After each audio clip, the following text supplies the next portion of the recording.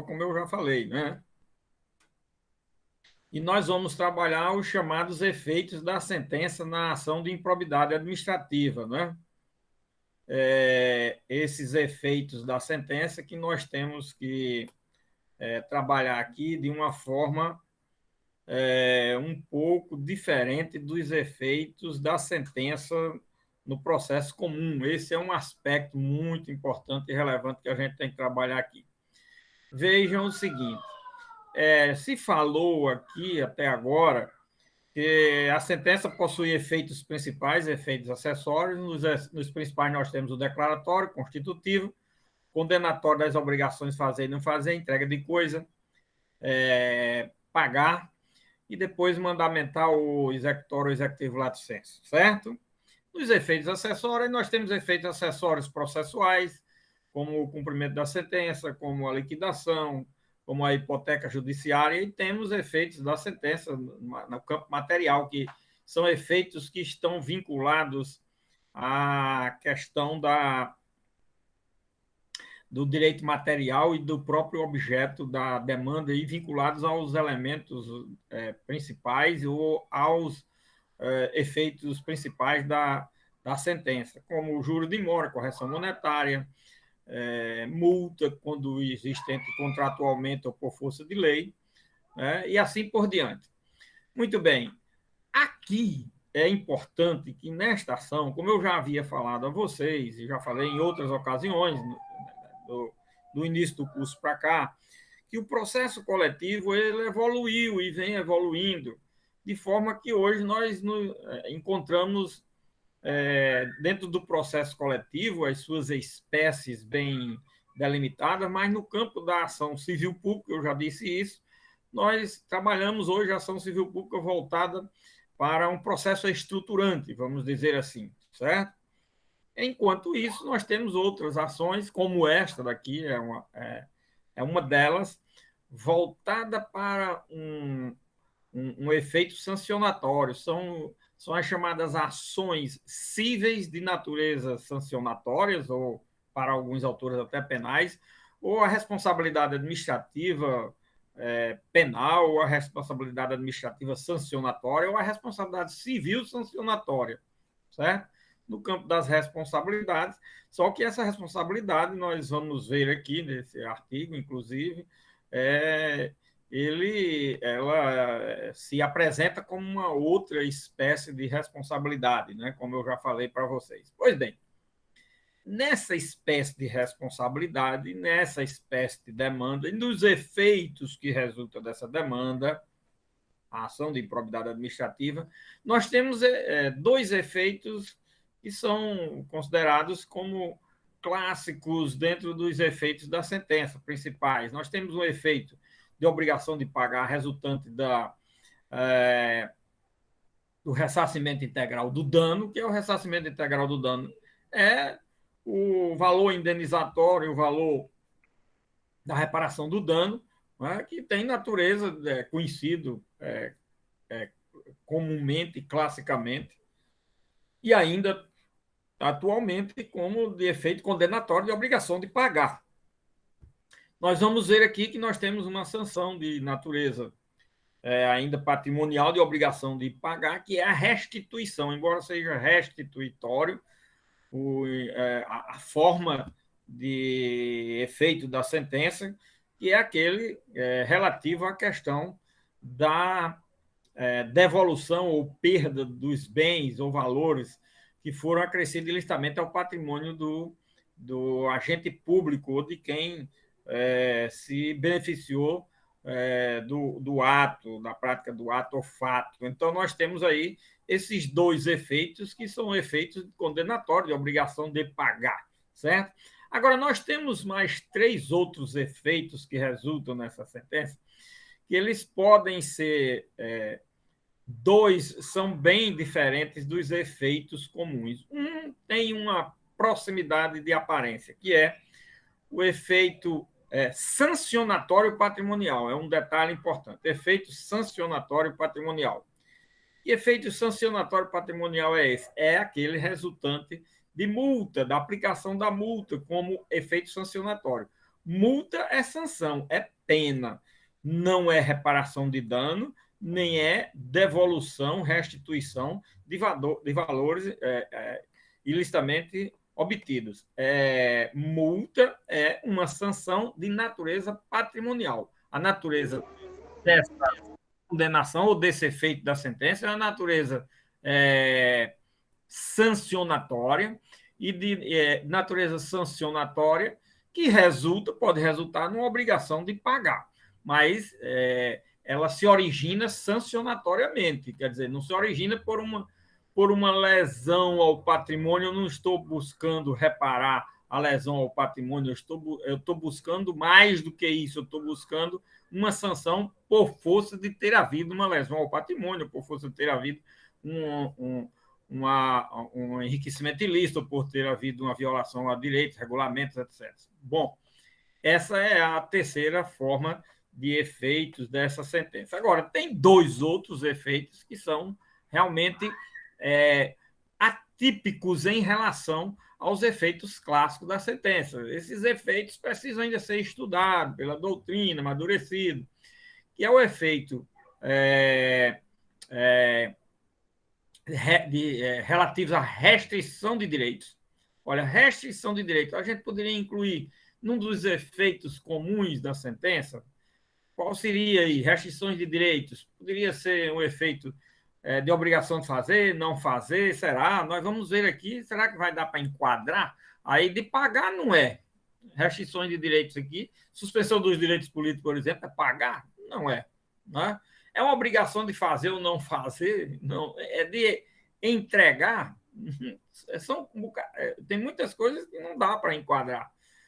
Mandamental, executório, lato sensu, constitutivo, declaratório. Olha, surge um efeito aí da sentença que é diferente. Isso é importante se trabalhar para a gente entender bem a evolução, o patamar do novo modelo de processo que nós já temos no sistema jurídico.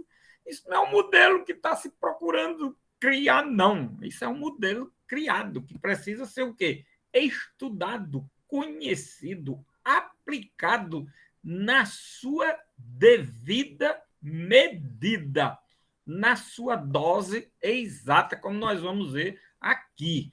Vamos trabalhar isso aqui de forma a indicar como é que se trabalha isso. Essa é uma espécie de sanção que resulta da sentença de uma ação dessa natureza. Né?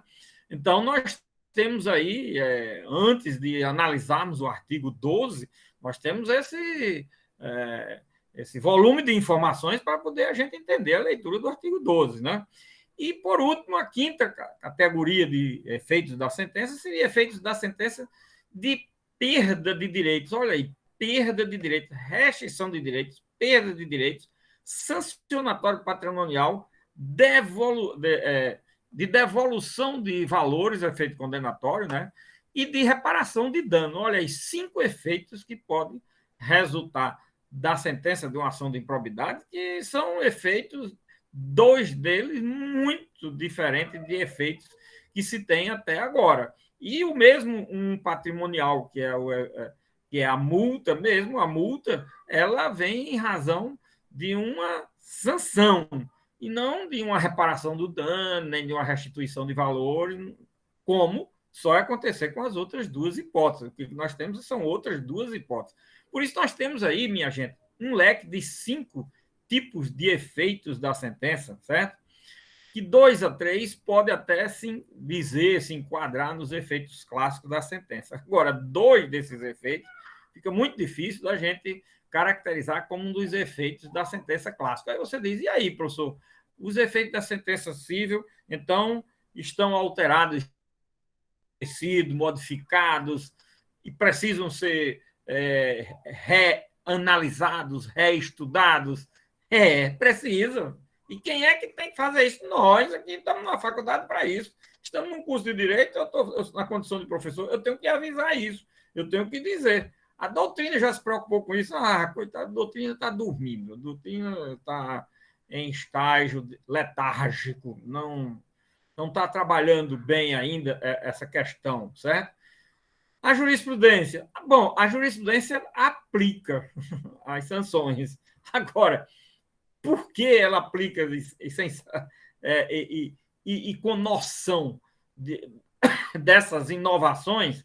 Ela sabe que é uma coisa assim meio diferente e aí o juiz tem que aplicar o direito, então aplica o direito. Agora, não tem ainda, não se tem maturidade, conhecimento, domínio para se saber disso que eu estou falando. Então, um aspecto que tem que ser analisado é esse aqui com relação a esse artigo 12, né? Esse aqui é um detalhe. Nós temos que trabalhar na medida que a gente for estudando o artigo 12, nós vamos ver exatamente se nós encaixamos ou não essas situações que eu acabei de falar. Esse eu chamo atenção para esse primeiro aspecto para a gente poder entender o artigo 12. Um segundo aspecto para entender o artigo 12 é que esse artigo 12, como ele trabalha com sanções, todo o processo que resulta, seja ele civil, penal, o que for, administrativo, judicial, qualquer que seja a natureza, quando se aplica sanção, é, ela tem que ser trabalhada em cima do princípio da proporcionalidade, do princípio da gradação, proporcionalidade, gradação. Esses dados, esses elementos são muito importantes para a gente entender o assunto que nós vamos trabalhar agora. Proporcionalidade, o principal da proporcionalidade. Com base nesse princípio da proporcionalidade, nós vamos fazer o quê? Vamos fazer a gradação da pena. Gradação da pena que, por exemplo, no direito penal, denomina-se de dosimetria da pena, né? A dosimetria da pena. A dosimetria da pena é uma forma de aplicar a pena de forma proporcional, de forma a que haja uma gradação, levando em consideração os aspectos que são encontrados, indicados pelo próprio legislador no campo penal. Aqui também, o legislador aponta alguns dados que levam à gradação ou à proporção da pena, certo? Olha, aqui, por exemplo, no artigo 12, nós temos, independentemente das ações penais, civis e administrativas, depois eu analiso esses aspectos. Está o responsável pelo ato de improbidade sujeito às seguintes combinações, que podem ser aplicadas. Olha, essas combinações. Combinações são sanções, certo, minha gente? São penas. O legislador trabalha até com o capítulo das penas, certo? Como ele trabalha com o capítulo das penas, ele diz que pode ser aplicada essas penas isolado ou cumulativamente. Então, por exemplo, nós temos aqui sanções ou penas de perda de bens, de suspensão dos direitos políticos, de restrição de outras espécies de direito, de reparação do dano. Então, pode ser aplicada isolada. Uma só delas é suficiente para o caso. Pode ser duas é suficiente para o caso, 3, 4, 5, 6. Primeiro, na questão da ser isolada ou cumulativamente. Isolada é uma delas ser suficiente para o caso concreto. Cumulativamente, duas ou mais, dependendo de quê? De outras circunstâncias que nós vamos ver.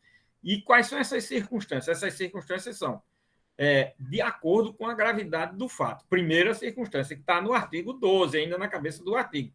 A gravidade do fato é que vai fazer com que eu aplique de forma isolada ou cumulativamente, certo? Então, nós temos aí dois elementos, dois dados que indicam muito bem essa questão do princípio da proporcionalidade. Aí depois nós temos aqui o parágrafo único do artigo 12 ainda, que diz que na fixação das penas previstas nesta lei, o juiz levará em conta a extensão do dano causado. Olha, terceiro elemento que eu tenho que levar em consideração, a extensão do dano causado, se houve dano, primeiro. Segundo, e quem importou esse dano? Que extensão tem ele? É de grande monta, de pequena monta, de média monta e assim por diante. E ainda, levando em consideração o proveito patrimonial obtido pelo agente. Olha, o proveito patrimonial quando você obteve vantagem devida e lícita, certo? Então, nós temos aqui 4 aspectos que podem ser considerados, certo? Para efeito de aplicação do princípio da proporcionalidade. Sem falar que temos um outro aspecto que o próprio legislador trabalha, que é com relação à aplicação dos incisos. Por exemplo, no artigo 11,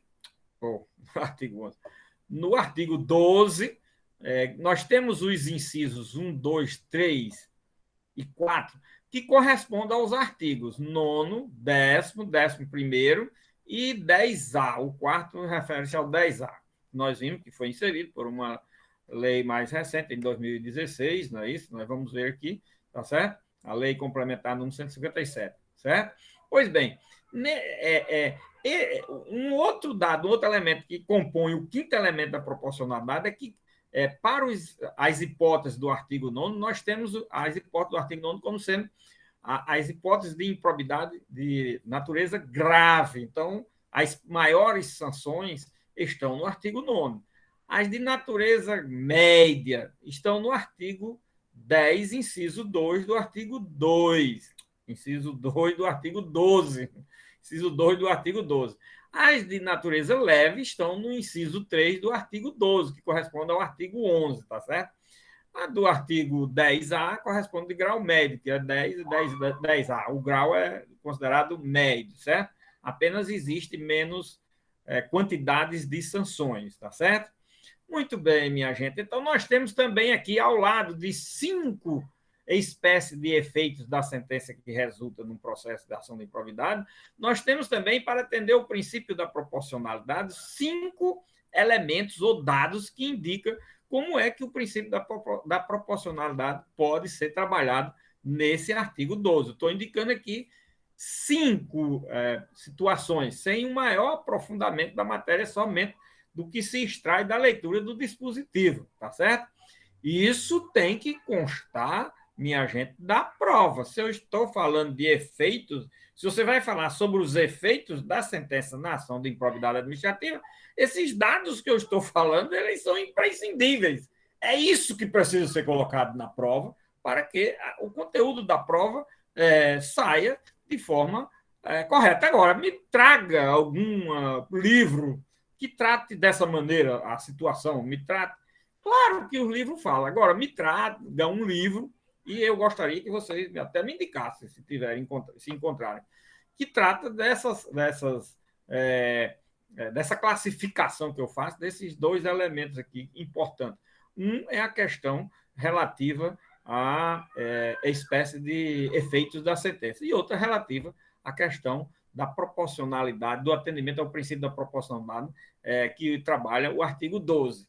Então, olha, se vocês não estiverem assistindo essa aula, se vocês não anotarem, se vocês não forem depois assistir, se vocês não tiverem o devido cuidado de saber e buscar isso de forma a colocar na prova, porque os livros não têm. Tem. Se você trabalhar, se você pegar 20 ou 30 livros de direito de ação de improbidade administrativa, você vai, no final da leitura quanto aos efeitos da sentença, que também não é trabalhado nem dessa forma, dizendo como é que aplica as sanções numa ação de improbidade administrativa, como é que o juiz julga. Se você pegar 10 ou 15 livros, ou 20, você vai chegar a essa conclusão que eu estou chegando. Só que eu já fiz essa leitura e passo aqui para vocês de uma forma já de graça, pronto. Isso vocês não vão fazer. No concurso, quando vocês vão estudar, você tem que estudar esses livros para poder responder a questão de forma correta. Aqui eu já estou dando e estou dizendo, olha, na prova vocês vêm para essa aula que está gravada e coloca na prova. Olha que coisa simples, fácil e de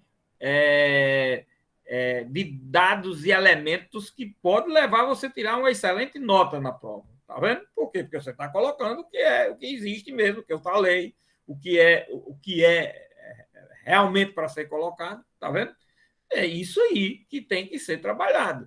É claro que se você não anotar agora, ou se não gravar mentalmente, tem gente que tem capacidade, sei lá, de gravar tudo isso que eu falei aqui de uma vez, certo? Aí você tem a aula está aí gravada e você só ir lá e recupera a aula e depois esbanja conhecimento sobre a matéria. Está vendo? Olha aí, está vendo? O que eu falei aqui, o que eu estou falando, é o que eu vou pedir na prova, no que diz respeito aos efeitos da sentença na ação de improbidade administrativa. Se não tiver esses dados, não tiver elemento, a prova, a questão está muito mal respondida, incompleta, ou não respondeu. Uma das coisas, certo? Ou está mal respondida, ou está incompleta, ou não tem resposta. Não falou nada disso. Que resposta você deu? O que você acrescentou? O que trouxe quanto à inovação que existe nos efeitos da sentença de ação de improbidade? Quando eu peço qualquer questão, é porque eu estou trabalhando com situações que são relevantíssimas para serem trabalhadas e você entender e, logicamente, estudar o assunto e ter noção exata do assunto. Claro que é um assunto que precisa ser aprofundado, estudado. Isso que eu estou falando, você tem encontrado aí, tem que encontrar. Eu também não estou falando uma coisa que apenas o modo, a maneira didática que eu falo, talvez vocês não encontrem livro, não vai ter esse livro que tem uma forma tão didática assim para você fazer e compreender, anotado assim. Agora, você vai lendo um livro e vai anotando linha por linha tudo que o autor vai dizendo, no final você diz, eu terminei anotando e conseguindo encontrar aquilo que o professor falou. E talvez mais alguma coisa, lógico que tem, mas a leitura do dispositivo oferece muita coisa, né? Muito bem, minha gente. Então, agora nós vamos fazer a leitura do dispositivo para ver se ele se encaixa nisso que eu falei. Né? Porque, afinal de contas, é no texto da lei que a gente tem que extrair as ideias e as concepções sobre o direito a ser aplicado. Olha aí, tá vendo? E aí diz o artigo 12. Aí agora nós vamos analisar aqui o artigo completo, de forma que se tenha as informações da maneira mais correta possível, certo? Olha, diz esse artigo 12 o seguinte: independentemente das ações penais, civis e administrativas, olha aqui, nós temos o quê? As três espécies de responsabilidade que existiam antes dessa lei. Essa lei é de 92. Qual a forma clássica de classificar as responsabilidades no sistema jurídico brasileiro? No mundo inteiro. As responsabilidades civis, administrativas e penais. Está aqui.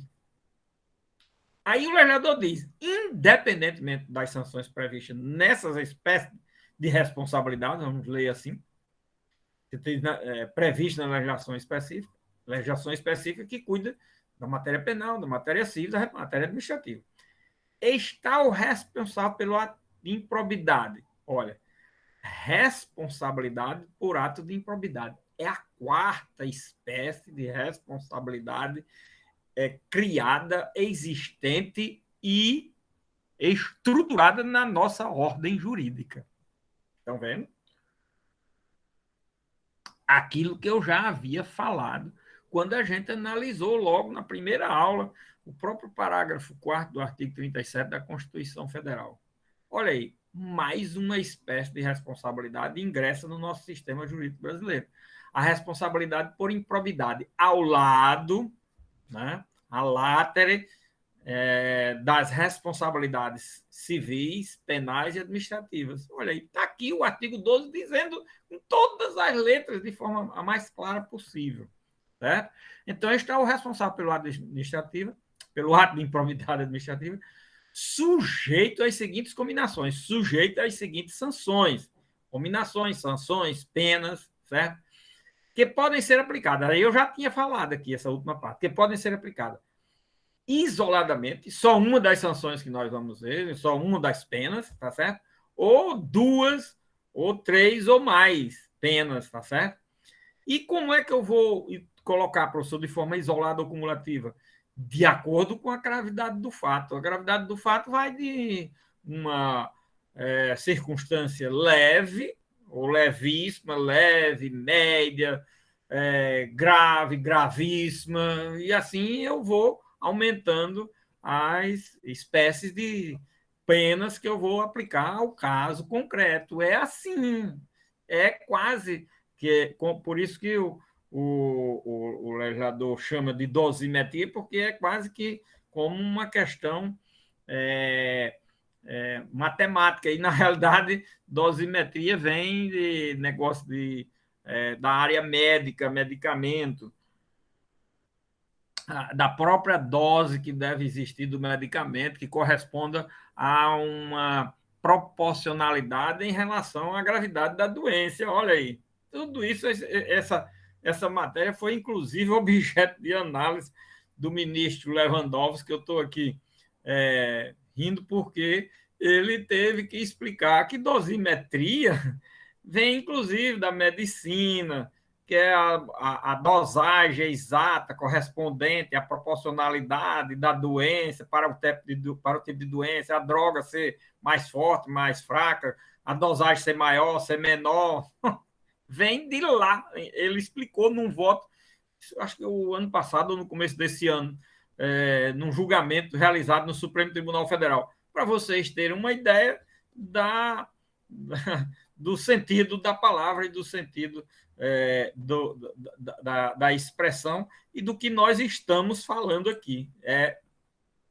A dosagem correta. Bom, aí eu posso fazer isso de forma isolada, cumulativamente, de acordo com a gravidade do fato. E vimos que lá no final do artigo 12, no parágrafo 1, nós temos ainda a questão da extensão do dano e ainda a questão do valor, da relevância, da importância com relação ao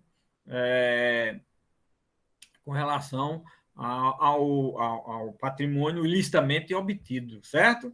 Então, vejam aí que nós temos na cabeça do artigo 12 já uma série de informações que são muito importantes e relevantes nesse assunto. Agora, vamos ver aqui os incisos desse artigo 12. O inciso 1 diz, na hipótese do artigo 9º, aí nós temos como sanções, olha, a combinação que pode ser aplicada, qual é? Perda dos bens ou valores acrescidos ilicitamente ao patrimônio, tá vendo?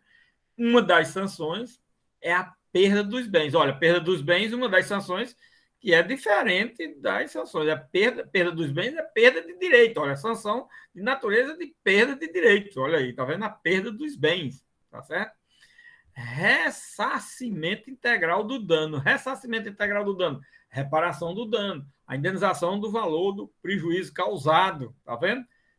De efeito condenatório de obrigação de pagar. O primeiro é de efeito sancionatório de perda de bens. Sancionatório com relação à perda de bens, à perda de direitos. Certo? Depois, interessante é que perda dos bens ou valores acrescidos ilicitamente, ressarcimento integral do dano, quando houver. Quando houver aí, por quê? Porque nós estamos trabalhando com o artigo 9º, que diz respeito à hipótese de bens que foram adquiridos ilicitamente. Então, a primeira sanção é aqueles bens que foram ilicitamente adquiridos. Agora, se tiver havido, eventualmente, lesão ao patrimônio público, também será ressarcido integral, a ressarcimento integral do dano, certo? Será ressarcido integralmente o dano, como eu venho falando, se houver, certo? Aí depois, a terceira sanção, perda da função pública. Olha, outra perda de direito, tá vendo? Perda de direitos, certo? Não é só limitação de direito, como é perda de direito. Aqui é perda da função pública, perda dos bens ou valores acrescidos, perda da função pública, não é? Perda da função pública é perda de direitos. Olha, a função pública não é patrimônio, é um ato, uma atividade que você exerce, você perde o direito a essa atividade. Olha, perda do direito, certo? Aí depois vem a terceira sanção, trabalhando tudo como sanção, né? Lógico que nós tivemos aí duas de natureza patrimonial, ou de efeitos de obrigação de pagar, né? E temos uma de perda de direito. Aí depois vem suspensão dos direitos políticos. Suspensão dos direitos políticos é restrição de direito. Se fosse perda dos direitos políticos, seria a perda de um direito, mas suspensão dos direitos políticos é restrição de direito. Restrição de direito de que forma, professor? Por determinado lapso temporal. Por que é restrição de direito? Porque é por determinado lapso temporal. Suspensão dos direitos políticos de 8 a 10 anos. Como aqui é a sanção mais grave, que é do artigo 9º, que é a situação do artigo 9º, nós temos as sanções mais graves. Nós vamos ver aqui nesse inciso, certo? Que corresponde ao artigo 9º, que as sanções aqui são as mais pesadas no processo de improbidade administrativa. Aqui vai, olha, suspensão dos direitos políticos, o mínimo são 8 anos. Vai até 10 anos. Olha aí, a questão da proporção. O juiz fica com um juízo de opção de discricionariedade entre 8 e 10 anos, tá certo? Ele pode aplicar 8 anos, 9 anos, 10 anos, 8 anos e meio, 9 anos e meio e assim por diante, certo? Muito bem. Pagamento de multa civil de até 3 vezes o valor do acréscimo patrimonial. Olha aqui, efeito sancionatório patrimonial. Sancionatório porque é pagamento de multa. Multa aqui não é devolução de valor, nem de bens, nem é reparação de dano, não. É uma multa que é aplicada até 3 vezes o valor do acréscimo patrimonial. Se você teve um acréscimo patrimonial de 100 mil reais, o juiz pode fixar de mais 100, 100 é para devolver, certo? Isso independentemente de ter havido prejuízo. Se tiver prejuízo, de quanto foi o prejuízo? De 50 mais 50. Agora, multa. Multa é algo que vem como acréscimo por força de sanção. Olha, por causa disso, você vai ainda responder por 1 a 3 vezes. Ó, de multa de até 3 vezes. Por uma, não.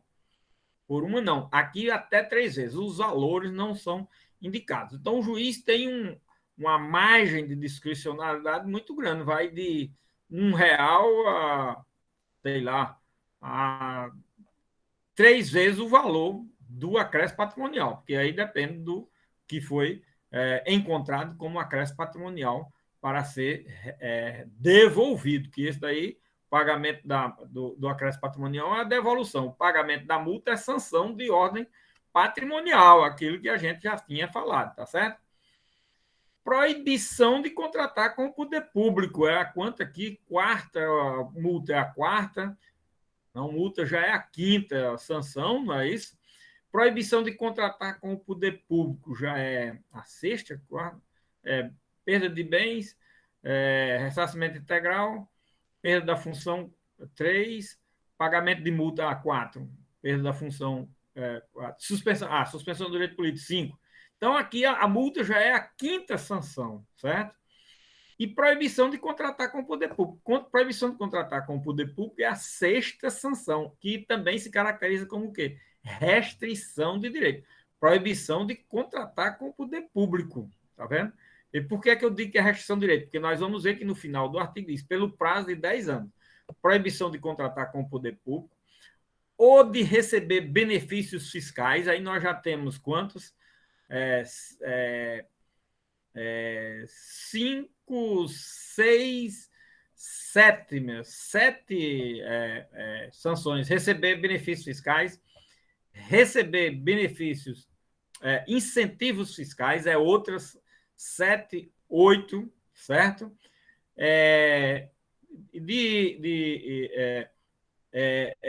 Benefícios creditícios ou incentivos creditícios, aí já passa para a nona espécie de sanção, direta ou indiretamente. Direta porque quando é você diretamente que vai realizar um contrato desse, um negócio desse, se beneficiar de um tipo de benefício desse, se você for pessoalmente. Agora, indiretamente ou indiretamente, indiretamente quando por intermédio de pessoa jurídica da qual seja sócio majoritário. Você fica prejudicado, inclusive, com relação a pessoa jurídica que você seja sócio. A pessoa jurídica vai receber um benefício, mas se você foi condenado numa ação de improbidade administrativa, a pessoa jurídica fica prejudicada também em razão da sua condição de sócio que sofreu uma sanção no âmbito da improbidade administrativa, tá vendo? Ainda que por intermédio de pessoa jurídica, de forma indireta, você não está fazendo um empréstimo diretamente, mas um contrato com o poder público, ou buscando um benefício fiscal perante o poder público, não é você pessoalmente, é através de uma pessoa jurídica que você é sócio. Então, não pode também, porque você, como sócio, de forma indireta, está se beneficiando. pelo prazo de 10 anos. Essas situações se dão pelo prazo de 10 anos, porque nós temos aí que são o quê? Restrições de direitos. Você fica com esses direitos, os seus direitos nesse campo restrito por um lapso temporal de 10 anos. Estão vendo aí como são as coisas? O mais grave, suspensão dos direitos políticos seria de 8 a 10 anos, dependendo do que o juiz fixe. Então, nesse inciso 1, o que nós temos aí? Nós temos aí todas as espécies de sanções, todas as espécies de efeitos que resultam da sentença. Efeitos patrimoniais de obrigação de restituir, que é pagar, de ressarcir o dano, que é pagar também, perda da função pública, que é perda de direitos, suspensão dos direitos políticos, que é restrição de direitos, pagamento de multa, que é sanção de ordem patrimonial, né?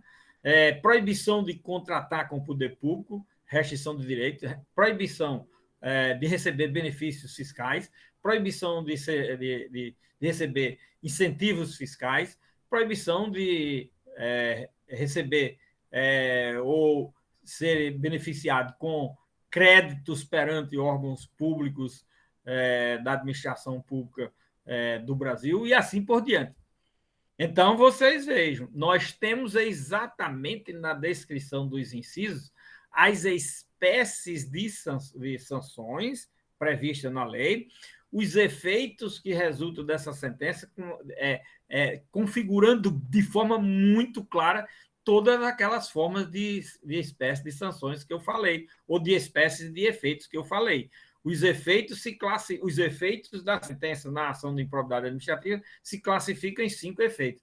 Um reparatório, outro restitutório, aí outro sancionatório patrimonial, aí outro de restrições de direitos e outro de perda de direitos.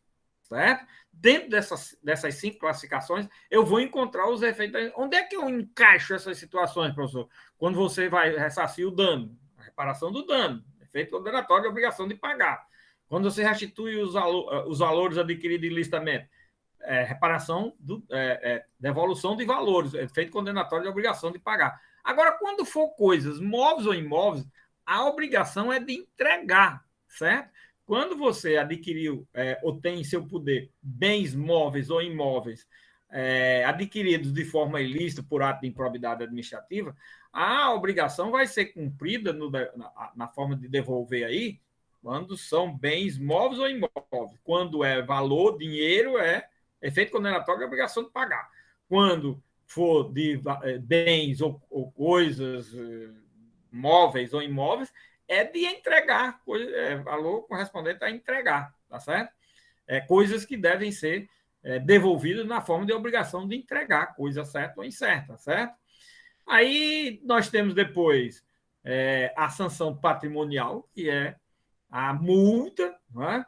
E depois a sanção de restrição de direitos, suspensão dos direitos políticos, suspensão dos direitos de obter créditos, de obter incentivos fiscais, benefícios fiscais e assim por diante, certo? Muito bem, isso tudo está aí, né, nesse inciso 1, que agora nós vamos trabalhar. Sim, a perda, e a outra perda de direito, que é a perda do direito, a perda dos bens, que é uma perda de direito, que não é perda de direito, porque os bens, na realidade, eu já falei, são restituídos. Mas a perda da função pública, aí sim, é perda de direito, certo? Direito que não está no campo patrimonial. Agora, ao se analisar o inciso 2, nós vamos ver que nós estamos diante das mesmas situações. Qual é a diferença do inciso 1 para o 2, professor? A diferença aqui é a mínima possível. Primeiro é da gradação. Aqui, no inciso 2, a gradação das sanções não se dá na mesma proporção que se dá no artigo 9º. Vamos ver aqui. Nós temos como primeiro efeito da sentença ressarcimento integral do dano, efeito condenatório de obrigação de pagar. Por quê? Porque o artigo 10 cuida de quê? De causa de prejuízo ao erário. Caso de prejuízo ao erário, tem que reparar o dano, é a primeira coisa. Perda dos bens ou valores acrescidos ilicitamente ao patrimônio, se ocorrer essa circunstância. Se ocorrer, se não tiver ocorrido, não vai haver isso daí. Efeito da sentença de obrigação de pagar ou devolver, se for bens móveis ou imóveis, efeito da sentença no campo da obrigação de entregar coisa. Perda da função pública, perda de direitos. Suspensão dos direitos políticos, a mesma coisa, restrição dos direitos. Agora aqui, a diferença. Suspensão dos direitos políticos. Está tudo igual, tá tudo igual. A diferença aqui é de 5 a 8 anos. Lá, no inciso 1, é de 8 a 10. Pagamento de multa, tudo igual. Não, é tudo igual, não. Aqui é até 2 vezes o valor do dano. Aqui muda com relação à multa 2 circunstâncias. Primeiro, a forma de como é aplicada a multa. A forma é com base em quê? Com base em quê? No primeiro é com base no enriquecimento ilícito.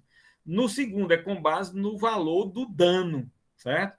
E até 2 vezes esse valor do dano. Lá em cima é até 3 vezes o valor do acréscimo ao patrimônio, certo? Aqui é 2 vezes o valor do dano. Aí vem as outras coisas, que é a proibição de contratar, receber benefícios ou incentivos fiscais ou creditícios, direto ou indiretamente, a mesma situação,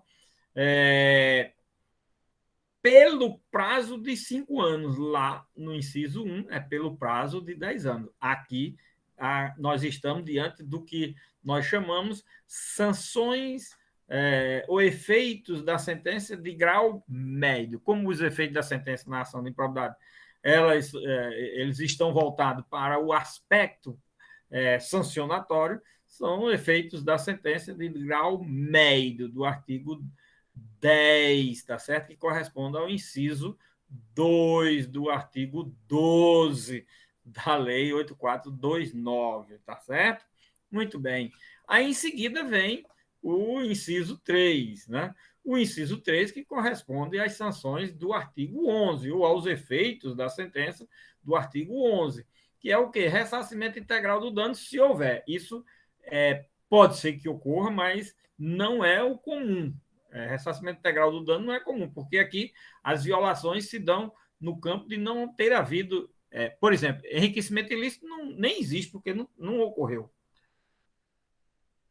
Não pode ocorrer. O artigo 11 não vai se caracterizar como hipótese de ter ocorrido um enriquecimento ilícito. Se ocorrer um enriquecimento ilícito, a hipótese vai lá para o artigo 9, certo? Aí aqui, ressarcimento integral do dano, se houver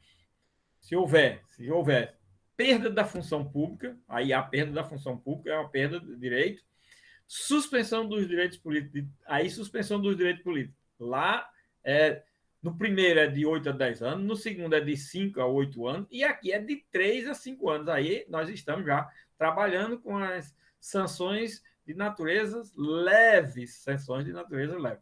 Pagamento de multa civil, aí pagamento da multa, como é? O critério vai ser outro também. E os valores vão ser muito diferentes também. Pagamento de multa civil de até 100 vezes o valor da remuneração percebida pelo agente.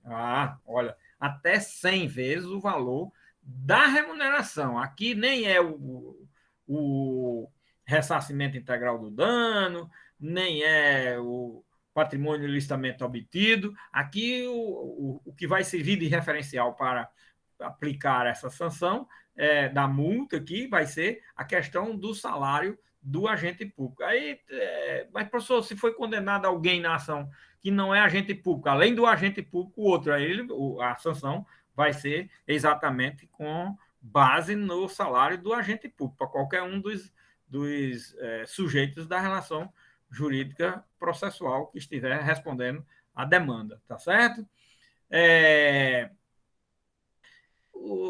Proibido contratar com o poder público, receber benefícios, incentivos fiscais, direto, ainda que por intermédio de pessoa jurídica, aqui tudo igual.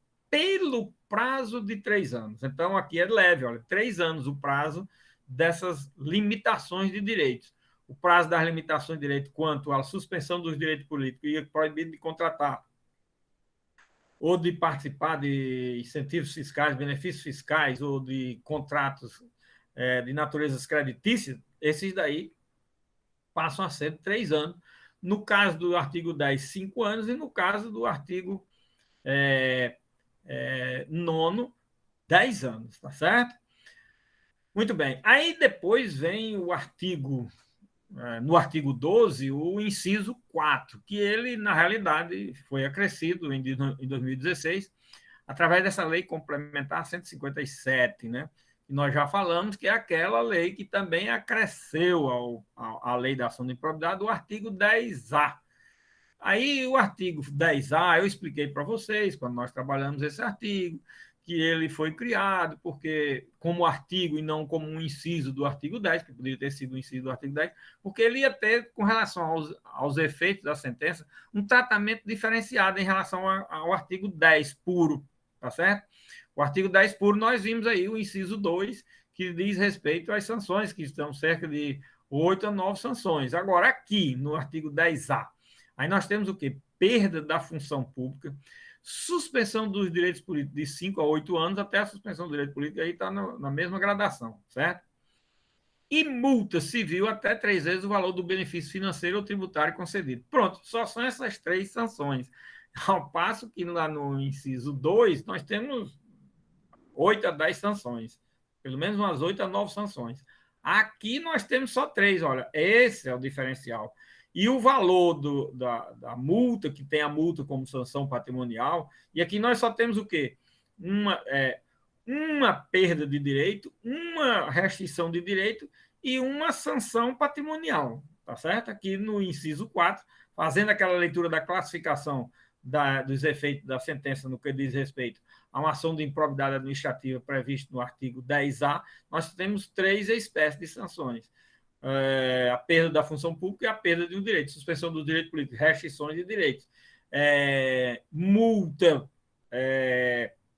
aqui, multa sancionatória, efeito sancionatório patrimonial, ou efeito patrimonial sancionatório, tá certo? E o valor em contrato, tem como referência o quê? O valor do benefício financeiro ou tributário concedido. Que valor do benefício financeiro ou tributário é esse, professor? O valor do benefício financeiro e tributário previsto nessa lei, diante do contrato, do negócio jurídico realizado, que eu falei que a lei trata de um negócio jurídico que foi criado por ela, e esse negócio jurídico é de alta complexidade, de altos valores, certo? Esses tipos de contratos. E aí, por força desses benefícios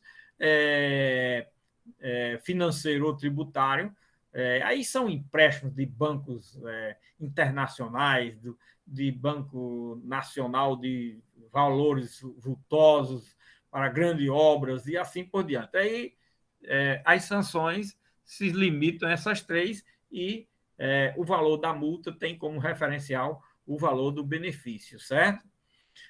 Muito bem. Professor, boa noite. Boa noite. Só 2 dúvidas rapidinho. Em relação à diferença entre restrições e perda de direito. Restrições só para ver se eu entendi, é quando eu tenho um lapso temporal. Eu tenho um lapso temporal com as limitações do meu direito. A perda, não. A perda eu perdi de forma definitiva aquele direito. A perda da função pública, do cargo que você exerce, você não vai mais recuperar aquele cargo, certo? Aquele cargo você não recupera mais. Então, você tem uma perda do cargo de forma definitiva, tá certo? Agora, a restrição dos direitos é porque você tem seus direitos limitados por um certo lapso temporal, por um determinado tempo, tá certo? A suspensão dos direitos políticos de contratar com o poder público, de receber benefícios fiscais e assim por diante, você tem um lapso temporal aí que tem essas limitações. É por isso que é restrições de direitos, certo? Trabalhado dentro dessa classificação de restrição de direitos. Pois não, João Paulo, muito bom. Então, essa outra dúvida, em relação a esse inciso quarto, né? Ele fala só em multa. Sim. Ele não fala, indiferentemente dos outros incisos que fala pagamento de multa. Se é só um detalhe ou do legislador, ou tem alguma importância na interpretação? Não tem não. Isso é questão de redação mesmo. E multa civil, ó. Hipótese para perda da função pública, suspensão e multa civil. Quer dizer, a diferença aqui que você diz, porque quando diz pagamento de multa, não, e multa, a mesma, porque é como se você viesse lendo, esse pagamento aí saiu de forma a uma repetição para não haver dúvida e tal, mas aqui, olha, mas você veja, coloca assim uma dúvida, você mesmo está colocando aí, né? Quando não tem a palavra pagamento, claro que é pagamento, é por isso que olha como é importante saber a natureza jurídica da sanção. Nós estamos diante de uma sanção de natureza patrimonial, é pagamento, olha aí, tá vendo? Olha, quando eu trabalho a natureza do Instituto Jurídico, eu não tenho dúvida em dizer, claro que é pagamento, entendeu? Não precisava de eu utilizar a palavra pagamento lá nos incisos, mas utilizou, tudo bem. Ficou mais do que claro, evidente, patente, sem dúvida, sem divergência, sem possibilidade de discussão.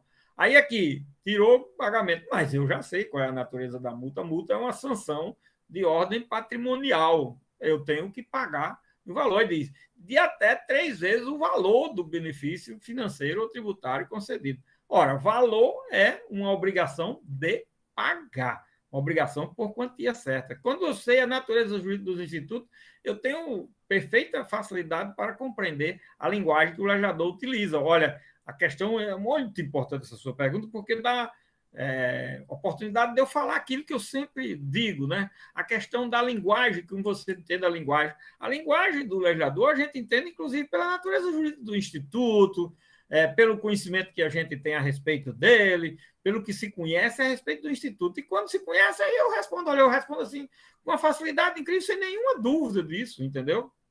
Não há dúvida. Aí você diz, mas eu encontrei um autor, coitado do autor, eu tenho pena, porque ele, coitado, não está nem sabendo definir a natureza dos institutos para poder saber o que está trabalhando. Autor, vocês estão pensando que os livros que a gente compra, eles estão tudo certinho? É como sentença. É como as atitudes de Ministério Público, de advogado, de tudo. É tudo certinho, não há nenhum vício, defeito, irregularidade, erro. Meu Deus do céu, olha, isso é muito importante. A minha preocupação é que isso seja diminuído o máximo possível, né? Olha, minha preocupação, como é grande, em se conhecer bem o Instituto para que os erros, equívocos, para se trabalhar com a ideia de você não conhecer, não ter o domínio, que aí é perdoável, como ele é perdoável, então é bom se estudar, se aprender, diferentemente quando ele é de má fé proposital, aí já entra para um campo criminal, né? Um campo de ilícito que está se praticando, de abuso de poder. Olha aí, tá vendo? Muito importante, muito bom. Olha como é bom as perguntas, porque elas oportunizam não só tirar aquela dúvida, como dá, porque de tudo tem um sentido, as coisas não são feitas aí, como eu já disse repetidas vezes, não são postas assim de forma aleatória, não, certo? Agora, a linguagem do legislador, muitas das vezes, acontece isso, a linguagem do legislador, ela se distingue de um texto da lei para outra, a forma de redigir o mesmo instituto, e a doutrina, às vezes, se preocupa muito nessa história de... O legislador aqui disse dessa maneira, o que não disse no dispositivo tal, ou nesse artigo agora, ou nessa lei. A doutrina, às vezes, se preocupa com isso, mas essa preocupação só deve existir quando a gente está diante de uma situação em que, pelo estudo que se faz, chega-se à conclusão, deve-se chegar à conclusão que o legislador quis fazer realmente uma diferença, certo? Essa que é a realidade. Aí, nesse caso, não, o legislador não quis fazer diferença nenhuma. A natureza do efeito da sentença é efeito sancionatório patrimonial, pagamento de uma multa, que, inclusive, inclui na frente como valor a ser pago. Então, valor, quando fala em valor na frente, é um pagamento de algo, o efeito de obrigação de pagar, que ela se transforma numa obrigação de pagar.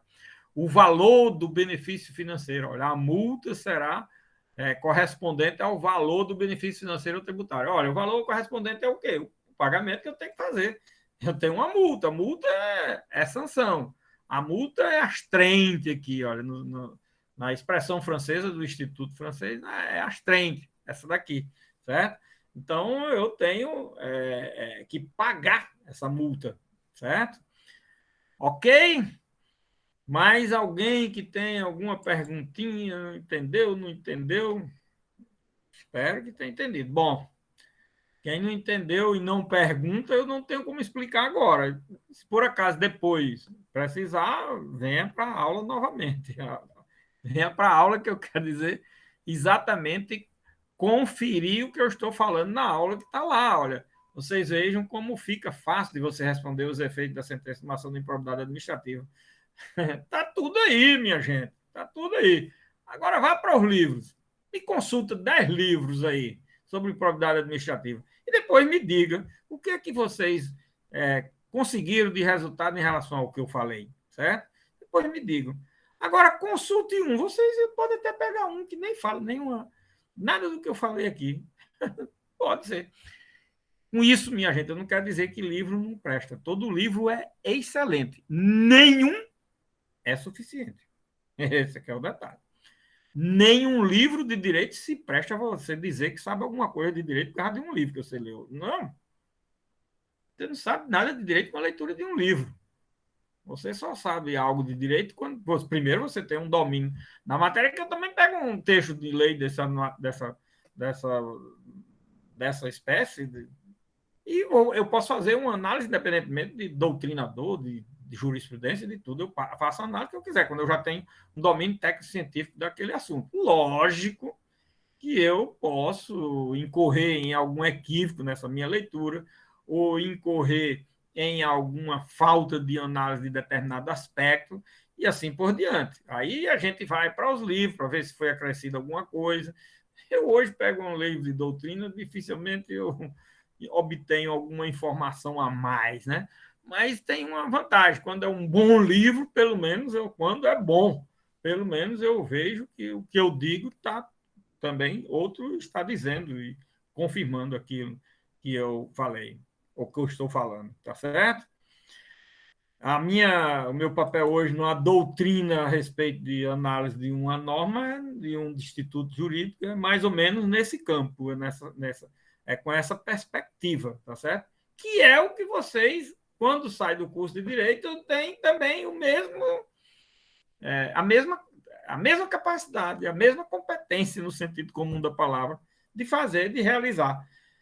Faça um curso bom, estude, e você tem condições de fazer isso. Isso não é uma coisa nem minha, nem de nenhum doutrinador. Isso é uma coisa nossa. Todos nós, não esqueçam esse detalhe, todos nós temos capacidade de fazer uma leitura de um texto de lei, de fazer uma interpretação. Lógico que depois que a gente se forma, certo? Agora, para isso, tem que se estudar, tem que se conhecer profundamente o Instituto. Eu não estou dizendo que a capacidade é pela sua capacidade de ser uma pessoa inteligente e fazer isso. Não, não, não, não. Por isso daí não. Porque você ter uma opinião sobre um texto de lei, isso daí não vale nada. É zero. Uma opinião sobre um texto de lei porque você acha que é daquele jeito, não, você não está sabendo nada de lei. Isso daí fica para um leigo. Eu estou falando de um cientista do direito, de alguém que é formado e está fazendo a leitura de um texto da lei porque conhece o Instituto Jurídico e está analisando dentro de uma perspectiva técnica científica. É muito diferente de eu fazer a leitura de um texto de lei pelo que eu acho que é o texto de lei. Não, não se faz leitura de texto de lei também pelo que eu acho, não. Do mesmo jeito, não se faz um julgamento pelo que eu acho. Eu tenho que me cingir aos fatos, tá certo? E tenho que me cingir a fazer a hermenêutica dos fatos e utilizar a hermenêutica para interpretar os fatos e o direito para poder aplicar o caso concreto.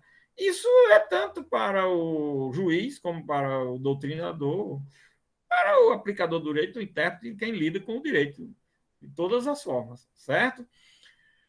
Pois é, por aí que as coisas devem ser trabalhadas, não é?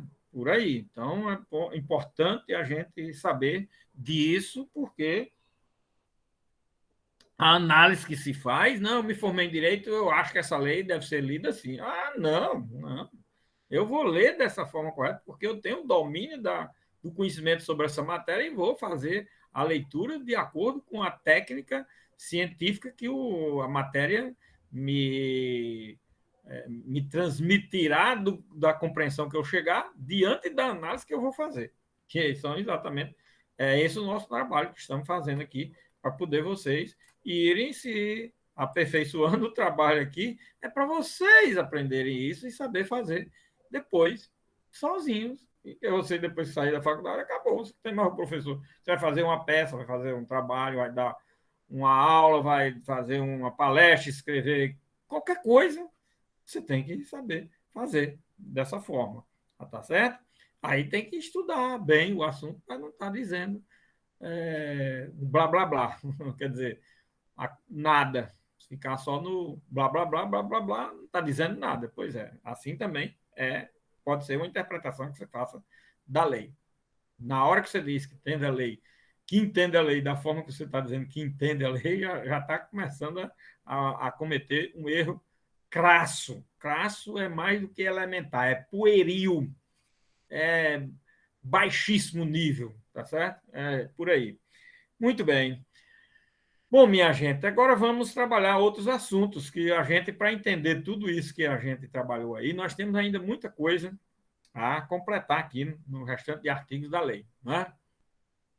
Aí nós temos aí o capítulo 4, que é muito interessante, que ele trabalha com a declaração de bens. Eu já falei desse assunto quando a gente falou do artigo 9º, inciso 7.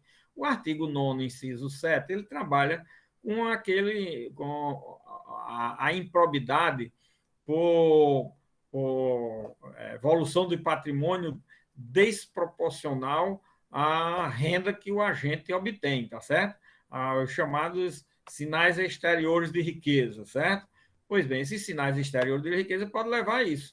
Ao quê? A um ato de improbidade por haver uma desproporcionalidade entre o patrimônio que a pessoa está adquirindo, adquiriu ou vem a adquirir, e a renda que ele está obtendo. Para isso, eu já havia falado a vocês, nós íamos ter um artigo na frente, o artigo 13, que iria exatamente dar sentido àquele inciso 7º do artigo 9º. E olha o que diz aqui o artigo 13.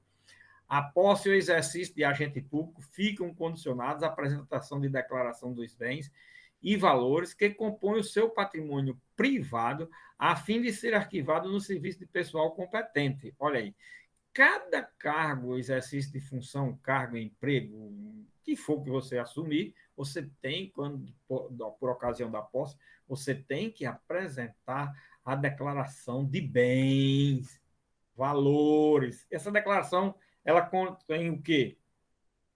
Ela tem que conter e compreenderá bens imóveis, móveis, está o parágrafo primeiro que está dizendo, viu? Móveis, imóveis, semoventes, dinheiro, títulos, ações e qualquer outra espécie de bens e valores patrimoniais localizados no país ou no exterior.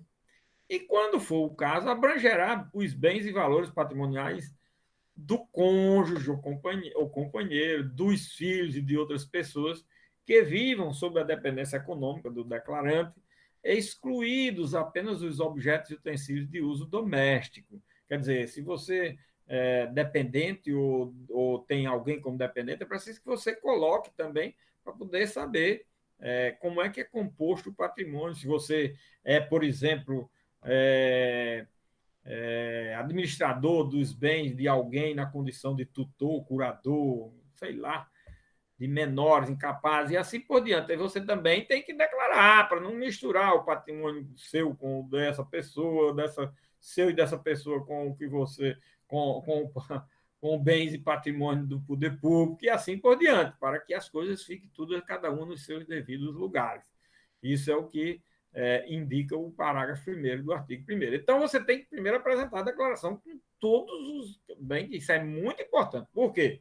Porque amanhã, depois, se você for acusado de estar enriquecendo ilicitamente, de estar obtendo um patrimônio incompatível com a sua renda, você tem como se defender. Não, eu já tinha isso aqui, eu tenho patrimônio, eu tenho uma família que tem isso, tem aquilo, olha aqui. Aí as coisas são diferentes. A declaração de bens será anualmente atualizada e na data em que o agente público deixar o exercício do mandato, cargo, emprego ou função. Você tem que atualizar anualmente e na hora que você vai deixar aquele cargo, na hora que você, por acaso, vier a deixar, você também tem que apresentar essa declaração de bens, para dizer, eu cheguei, apresentei isso, estou saindo agora, estou apresentando essa daqui. O que eu adquiri foi mais isso ou não adquiri nada no período. Pronto. é possível. Eu, no período eu fiquei foi mais pobre, tenho menos do que quando entrei aqui. Tudo isso é muito importante se ter em mãos, se saber e ter o controle, tá certo? Anualmente isso pode ser feito, certo? Aí, para não se fazer toda a vida uma declaração específica, aí o parágrafo 4º diz que o declarante, a seu critério, poderá entregar a cópia da declaração anual de bens, quer dizer, a declaração do imposto de renda, tá certo?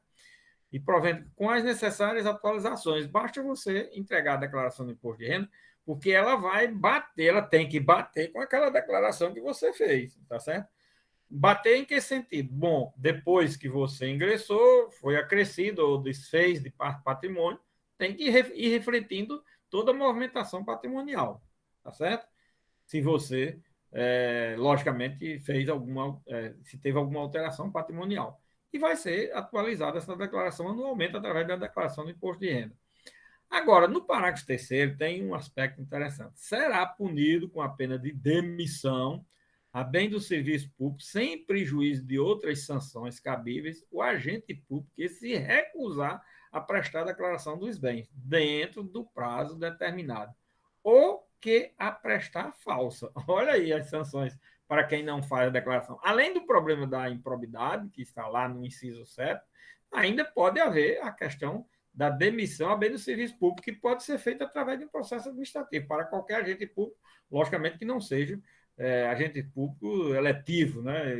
Determinados cargos que o processo administrativo disciplinar não resolve a demissão a bem do serviço público, né? E sem prejuízo de outras sanções cabíveis. Uma das sanções cabíveis é exatamente a improbidade administrativa, tá vendo? Se você se recusar a prestar, ou anualmente, inclusive anualmente, renovar essa declaração, ou prestar de forma falsa, quer dizer, fizer uma declaração falsa. Então, é preciso ter muito cuidado. O legislador deu uma importância super extraordinária a essa declaração, até porque ele criou um tipo de improbidade com base nessas informações. Essas informações são muito relevantes, porque ela pode levar, inclusive, a um ato de improbidade, que o próprio legislador, na lei, prevê isso, essa hipótese. Tá certo? Então, esse artigo 13 tem esse sentido, e esse sentido ele encontra total harmonia com a combinação do artigo 13 com o inciso 7º do artigo 9º da Lei de Improbidade Administrativa. Tá certo? Muito bem, minha gente. Aí, em seguida, nós vamos para o que o legislador chama de procedimento administrativo e do processo judicial. Certo? Bom, o procedimento administrativo e do processo judicial, aí nós estamos trabalhando com dois, vamos chamar assim, dois instrumentos processuais ou procedimentais. Por quê? Porque uma ação de improbidade, ela só nasce, só surge, só vem ao mundo após alguma providência de investigação. Essa providência de investigação, ela advém de determinados procedimentos administrativos. Procedimento administrativo, quais são? Aqueles que se prestam apenas a apurar fatos, indicar indícios de autoria. Esses são procedimentos. Por exemplo, um inquérito penal é um simples procedimento administrativo. Um inquérito penal é um procedimento administrativo, tá certo? Um inquérito civil público é um procedimento administrativo. Eles dois, para pegar esses dois exemplos, eles só se prestam a quê? Ou vão para o arquivo, que se não se apurou, eles estudo dos fatos, indício de autoria, ou eles vão servir de base para um outro processo, seja um processo administrativo, seja um processo judicial no âmbito civil e penal. Então, esses processos, esses instrumentos aí são procedimentos. Por quê? Porque eles não se prestam a nada mais ou além de obter informações quanto à existência de um fato que pode se caracterizar como ilícito e a indicação de alguém como autor desses fatos. Pronto. Só se limita a isso. Só. Isso é procedimento. E onde é que nós temos aí? Aí nós temos inquérito policial, inquérito civil público, e outra coisa, investigações preparatórias de processos administrativos disciplinar. Porque o processo administrativo disciplinar ele pode existir de forma direta e pode existir de forma aqui já tenha como base um procedimento administrativo para apurar num órgão público, numa repartição, numa entidade pública, que alguém praticou um ato ilícito. Então, para apurar o quê? O fato e a autoria.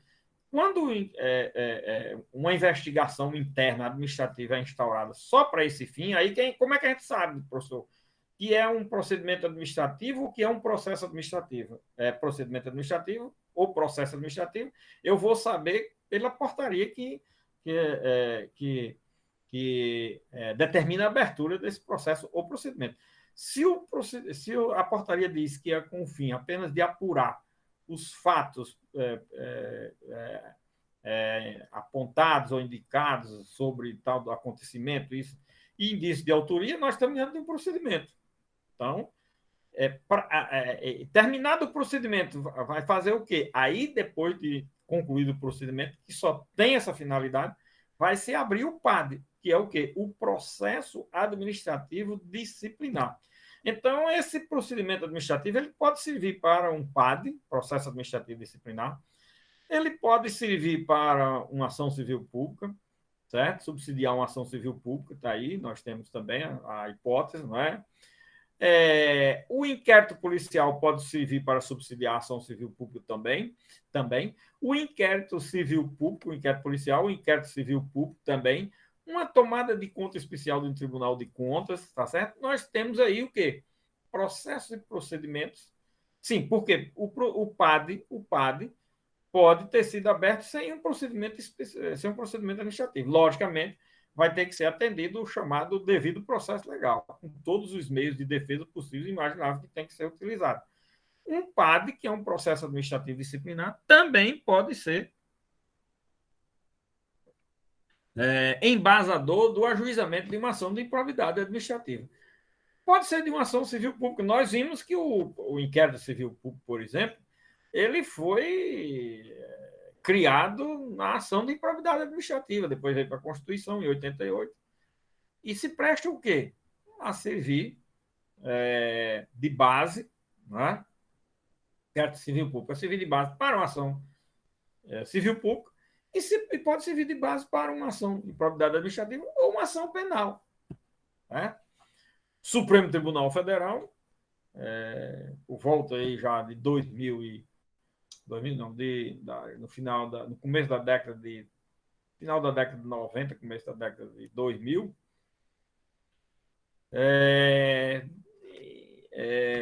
chegou a concluir pela possibilidade do Ministério Público instaurar procedimentos administrativos, aí, o inquérito civil público, com o fim de servir de base para uma ação penal, para uma ação de improbidade administrativa.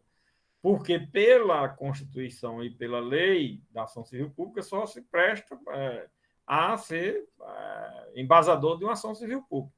Depois se estendeu essa possibilidade para a ação penal e para a ação de improbidade administrativa. E hoje estão aí querendo rever essa matéria, o Congresso está querendo rever isso para reexaminar o papel do Ministério Público nessa fase de investigação. Tá vendo? Exageraram na dose. Aí o que acontece? Ao invés de dar credibilidade à instituição, faz desacreditar-se na instituição. Essas coisas todas que acontecem. Nunca pense que abuso, excesso e apurar as coisas ou decidir as coisas além da ordem jurídica vai assegurar credibilidade a uma instituição, a pessoas ou aos institutos jurídicos. Não dão. O que dá credibilidade às instituições e aos institutos jurídicos é se agir de acordo com a ordem jurídica. Tá aí, vocês vejam hoje aí, o próprio Supremo Tribunal Federal é na berlinda das críticas. Aliás, o Supremo está pior do que a GENI, né? Todo mundo atira no Supremo, porque depende de como sai a decisão. 100% dos brasileiros criticam o Supremo. É impressionante, né? Porque decisão judicial aí é aquela história. Na cabeça das pessoas, cada um tem um sentido de justiça. Então, um determinado grupo de pessoas diz que a decisão foi incorreta, e outro diz que foi correta, num determinado momento de uma decisão do Supremo. Em outro caso, aí, outra corrente diz que a decisão é correta, e quem disse antes que era incorreta, agora está dizendo que é correta, e quem disse que era incorreta está dizendo que é correta. E assim por diante. Então, 100% dos brasileiros hoje odeiam o Supremo, porque o Supremo decide todos os tipos de interesse. Está fantástico. Então, é a Geni. A Geni. Não tem. O Supremo hoje não tem ninguém que diga que o Supremo é bom ou acerta, nada, nada. Porque quando erra do lado que a pessoa tem interesse ou vê como erro, meu Deus do céu, aí no instante diz que a decisão não presta, que o Supremo não presta. Então todo mundo termina dizendo, certo? Mas o Supremo em algumas coisas acerta, e muitas erras também, viu, minha gente? Mas não as coisas acerta, mas acerta para uns. Quando eu digo acerta aqui, é aquela história. Não é acertar sob minha perspectiva. Por isso que eu escrevi um artigo aí essa semana, está no grupo, né? Vocês querendo dar uma leiturinha, pelo menos não é aqueles livros de muitas páginas, é um artigo que aí, como artigo, ele é para refletir, né? Uma frase ali dá milhões de sentidos e se presta a escrever um livro. E nesse artigo, uma das coisas que eu digo é essa, né? É que uma decisão judicial não é resultado da sua vontade.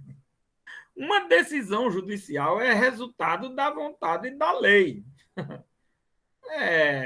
Você pode até não gostar da sua própria decisão, mas era aquela decisão que você tinha que tomar, porque o direito que você tinha que aplicar era aquele, não tem jeito. Você nem queria aquilo, mas infelizmente vai ter que decidir daquela forma. Por isso que eu digo lá também que o julgador ele tem que estar desvestido, ele tem que estar desnudo dos preconceitos, preconceito nos dois sentidos. Preconceito no sentido comum da palavra e um pré-conceito, pré-traço conceito que você tem sobre um determinado instituto. Imagine você vai decidir uma coisa e diz, olha, antes de eu ver, não quero nem saber, eu sou pela condenação, eu sou pela absolução, eu sou pela posição tal, eu acho eu sou favorável a isso. Quer dizer, você vai decidir? Você não vai decidir. Você vai aplicar direito? Você não vai aplicar direito. Você vai aplicar a sua vontade. Eu acho que, olha, todo mundo tem que ser condenado, todo mundo tem que ganhar esse tipo de questão. Meu amigo, isso não é julgamento. Isso não é aplicar direito, isso não é nada. Isso é uma vontade própria. E as vontades próprias você tem um sentido de justiça. Nunca queira ser julgado por um juiz justo, queira ser julgado por um juiz legalista, viu, minha gente? O juiz legalista, na pior das hipóteses, ele procura pelo menos ver se acerta a aplicar a lei. O juiz justo, cada cabeça é uma sentença. É justo para ele o que é justo para ele. Será que é justo para mim? É justo para você? É justo para outro? Tem que ter cuidado nisso. Muito cuidado, muito cuidado, muito cuidado, muito cuidado. Certo? Por isso que eu digo ali, olha, uma sentença, uma decisão, ela resulta, não é da vontade do juiz, não. Ela resulta da análise da prova, se ela existiu, e você tem que interpretá-la muito bem, reconhecê-la e defini-la de forma muito bem, e depois o direito que você tem que trabalhar exatamente dentro de uma concepção. Como é que se faz a análise do direito? Olha, se vocês forem aprofundar um pouquinho mais esse assunto, se vocês quiserem, tem um livro de introdução ao direito de Tércio Sampaio Ferraz, né? Eu tenho aqui numa edição bem antiga, deixa eu ver se está aqui. Introdução ao estudo do direito, de Tércio Sampaio Ferraz Júnior. A minha edição é antiga, uma edição mais nova, ela é vermelha. A minha é muito antiga, certo? Mas não tem diferença nenhuma do atual. Nesse livro, ele faz análise do direito, ele faz uma análise interessante, uma análise zetética e uma análise dogmática. A análise zetética, ele diz que é uma análise que você faz de um estudo de uma coisa de forma aberta. Então, isso você faz, a análise zetética você faz na filosofia, na história, na ciência política, na sociologia, por aí afora. O direito é dogmático. E a dogmática, ela trabalha sob três perspectivas. Né? O direito, trabalha para a sua compreensão, trabalha-se sob três perspectivas. Uma perspectiva analítica, que é a questão doutrinária de análise da lei, do direito, se faz um estudo e análise do direito, na perspectiva analítica. Numa perspectiva hermenêutica, certo? E numa perspectiva decisória. Repare que eu me preocupo exatamente com esses três elementos.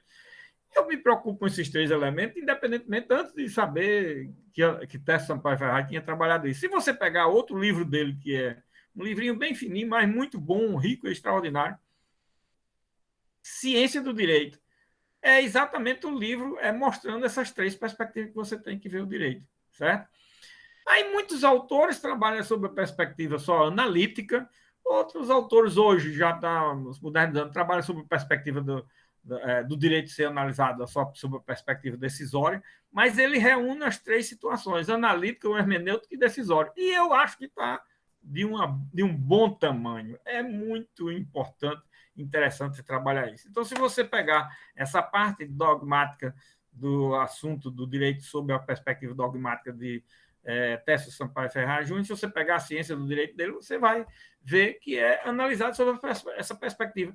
E eu trabalho aqui de uma forma a sempre trabalhar a questão da hermenêutica, da análise da norma, da análise do direito, e como é que sai a decisão. Repare que eu trabalho exatamente muito sempre preocupado com a questão decisória, que trabalha, inclusive, a questão dos efeitos da sentença, a eficácia da sentença, e faço todas essas classificações aí. Por quê? Porque o direito tem que ser visto sob essa perspectiva, uma perspectiva mais completa de análise do direito. Muitos autores trabalham sob a perspectiva analítica. Bobbio, por exemplo, trabalha muito a análise, o direito visto sob uma perspectiva analítica, etc, etc. Então, quando vocês ouvirem essas expressões, vocês entendam, compreendam que o direito pode ser e deve ser analisado sob essa perspectiva, tá certo? Aqui sempre dando uma basezinha para vocês irem atrás de elementos. Minha gente, sem base nós não vamos entender nada. Eu não falaria nada do que eu falo nas minhas aulas e explico a vocês se não tiver essa base. Sem essa base, fica difícil, muito difícil. Aí aquela história, aquilo que vocês estudaram, introdução ao direito, teoria geral do direito, história do direito, hermenêutica, tudo aquilo você tem que fazer conexão depois. Sem fazer essas conexões, você não vai entender nada do texto de lei, de análise, de nada. Nada, nada, nada. Tudo isso, conexões que a gente faz. Aquilo que eu digo, o que é tomar, conhecer, saber e estudar, é fazer conexões. Vamos fazer conexões, tá certo? Bom, então, fazendo conexões, vamos aqui ao capítulo 5, né, do procedimento administrativo e do processo judicial. Aí nós temos o quê? O procedimento administrativo, como eu já falei desses procedimentos administrativos, e aí o legislador aqui diz no artigo 14, qualquer pessoa poderá representar a autoridade administrativa competente para que seja instaurada investigação destinada a apurar a prática de ato de improbidade. Olha aí, qualquer pessoa. O legislador disse qualquer pessoa aqui, por quê? Porque a autoridade administrativa tem o dever funcional de agir de ofício. Essa não precisa do legislador dizer. Pelo próprio cargo que ela exerce, de acordo com a ordem jurídica, Constituição, leis, etc., ela tem o dever funcional de agir. Agora, o que o legislador está dizendo, além da autoridade administrativa, é como se estivesse dizendo isso. Além da autoridade administrativa ter o poder e o dever de agir na busca de investigar os atos ilegais que podem ocorrer em um determinado órgão ou entidade, qualquer pessoa do povo, aí o artigo diz aqui, olha, qualquer pessoa do povo qualquer pessoa poderá representar a autoridade administrativa Aí, se ele fizer uma representação, essa representação terá que ser escrita ou reduzida a termo e assinada, e conterá a qualificação do representante, as informações sobre o fato, sua autoria, a indicação das provas de que tenha conhecimento. É aquela história, alguém fazer uma representação contra outro. Não, a representação é a denúncia, não é aquela história de uma denúncia anônima, não, é uma denúncia, também não é uma denúncia, denúncia também é uma expressão que se utiliza que não é adequada. O que se faz é uma representação no âmbito administrativo, né? No âmbito penal seria uma notícia-crime, né? Mas a palavra correta em direito administrativo é a representação que se faz, tá certo? E que, se você faz uma representação, você tem que mostrar todos os requisitos dessa representação. Se a autoridade administrativa entender que esses requisitos não estão preenchidos, aí ela, de forma fundamentada, rejeitará essa representação, é o que diz o parágrafo 2º. Agora, a rejeição não impede que essa representação seja levada ao Ministério Público. Pode ser que o Ministério Público veja as coisas diferente do que foi visto pela autoridade administrativa. Pode ocorrer essa circunstância, certo? E no parágrafo 3º, atendidos os requisitos da representação, a autoridade determinará a imediata apuração, que, se for contra o servidor público, será na forma federal, será na forma dos artigos 148 a 182 da Lei 8.112, que é o Estatuto do Servidor Público. Se for militar, de acordo com os respectivos regulamentos disciplinares. Eu acrescentaria aqui a esse artigo dizendo que para qualquer agente público depende do regime, agora sim, do regime jurídico, do Estatuto do Regime Jurídico de cada servidor público federal, está dizendo aí, estadual, municipal, militares, polícias civis e outras categorias que têm uma quantidade enorme de regulamentos que disciplinam essa matéria e que disciplinam os regimes jurídicos das mais variadas espécies de servidor público, principalmente na área militar, cada unidade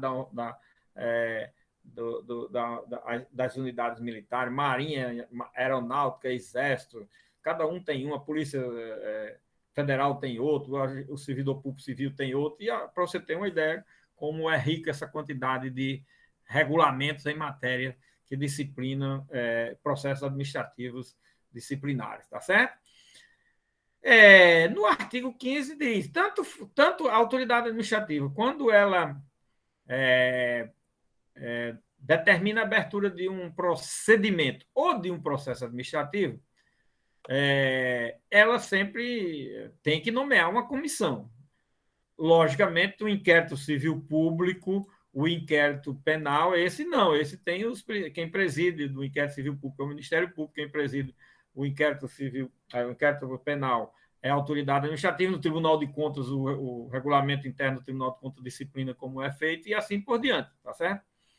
Mas, se for um procedimento administrativo dentro de uma repartição pública civil, a comissão processante, porque tem que nomear uma comissão, dará conhecimento ao Ministério Público e ao Tribunal de Contas da abertura desse processo, para ele querendo, aí aqui, no parágrafo 1 do artigo 15, para querendo, poderá o Ministério Público, o Conselho de Contas, o Tribunal de Contas, designar representante para acompanhar o procedimento administrativo. Por quê? Porque isso pode servir de elementos para que o Ministério Público utilize ou no ajuizamento de uma ação de improbidade, ou no ajuizamento de uma ação penal, e assim por diante, certo? Artigo 15. Agora, artigo 16. Havendo fundados indícios de responsabilidade, a comissão representará ao Ministério Público, a Procuradoria do órgão, para que requeira ao juiz competente a decretação do sequestro dos bens do agente ou terceiro que tenha enriquecido ilicitamente ou causado dano ao patrimônio público. O pedido de sequestro será processado de acordo com o disposto nos artigos 822 e 825 do CPC, e, quando for o caso, o pedido incluirá a investigação, o exame e o bloqueio de bens, contas bancárias e aplicações financeiras mantidas pelo indiciado no exterior, nos termos da lei e dos tratados internacionais. O que é que nós temos aqui? Nós temos aqui, minha gente, nesse artigo 16, um outro instituto jurídico que é uma cautelar ou uma tutela de urgência, outra tutela de urgência dentro do processo da ação de improbidade administrativa. Ah, professor, exato. Mas nós não já vimos no artigo 7, nós temos A tutela de urgência de indisponibilidade de bens, que é uma coisa. Aqui nós temos outra espécie de tutela de urgência, que é o quê? Que o legislador chama de cautelar, porque ainda tinha a denominação de cautelar na época da lei. Aqui a lei é de 92, ainda era o código anterior. Cautelar, não é? Só que essa cautelar é uma cautelar de sequestro e se refere ao Código de Processo Civil revogado, desses artigos é do Código de Processo Civil revogado. Aí você diz, e hoje, professor? Pode? Pode. Só não é nesses artigos, nem no novo Código tem uns artigos tratando como tratava o Código anterior. Mas lá no capítulo do Código de Processo Civil referente às tutelas de urgência de evidência, lá naquele capítulo, lá no artigo 294, 96 ali, até o 300 e pouco, certo?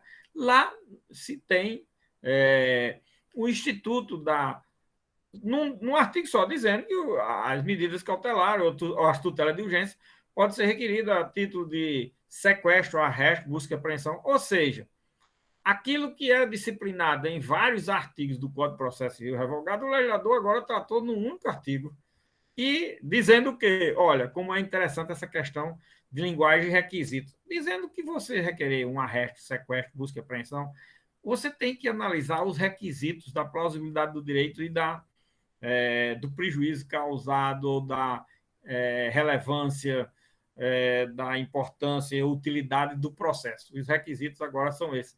Você tem que olhar isso. Aí o legislador atual, ele remete para que você analise sobre essa perspectiva. E não com muitos requisitos, forma, procedimento que o Código disciplinava. Aí você diz, o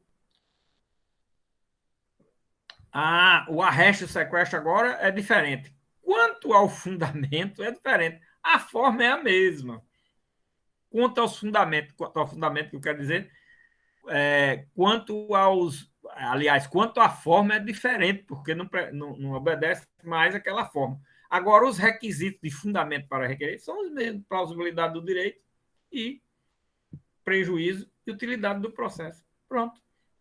O legislador agora trabalhou esses institutos jurídicos, esses elementos que compõem uma demanda no campo cautelar, no campo de tutela provisória, certo? Com essa circunstância, com essas peculiaridades. Aqui nesse artigo 16, nós temos o que eu chamo a segunda cautelar, ou a segunda tutela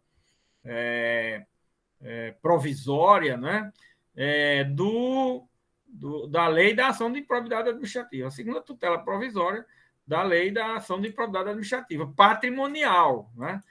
A primeira, professor, a primeira é do artigo 7º, a segunda agora é do artigo 16. A diferença de uma para outra, lá é uma indisponibilidade dos bens, os bens ficam no poder do próprio demandado. Aqui é um arresto. A ideia aqui de arresto é que você tem que tirar o patrimônio das mãos do demandado.